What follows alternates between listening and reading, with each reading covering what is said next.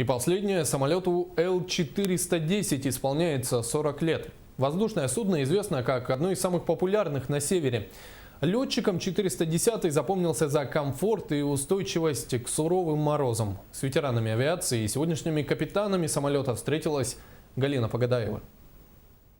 Ветеран авиации Николай Меньшиков был в числе первых, кто прошел обучение на новой технике. Он вспоминает, что пересесть в комфортабельную машину Л-410 было сравнимо с тем, как поменять «Москвич» на «Мерседес».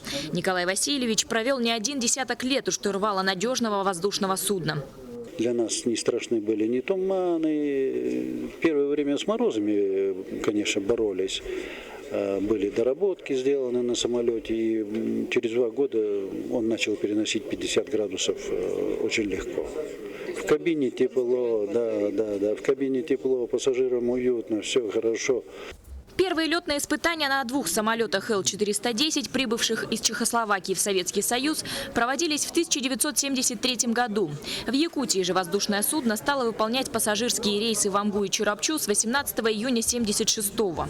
Как вводился новый тип, как готовилась инженерная служба, как готовились наземные службы, как готовились аэродромы, площадки.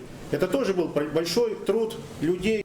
Для авиации Якутии это было знаменательное событие. Впервые иностранная техника на аэродроме Магана. За 40 лет многое изменилось. Появились новые, еще более комфортабельные лайнеры. Однако, несмотря на это, эксплуатация самолетов Л-410 в условиях севера актуальна и сегодня. Воздушное судно зарекомендовало себя как надежный способ передвижения. С характеристиками самолета этого мы с Якутска практически всю Якутию можем беспосадочный перелет, кроме Черского. 15-4, в среднем 4 часа. При скорости 350 километров у него очень хорошая дальность полета.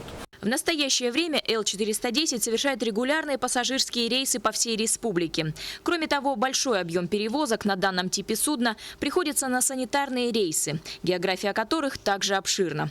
Галина Погодаева, Андрей Рукавишников, НВК «Саха», Якутск.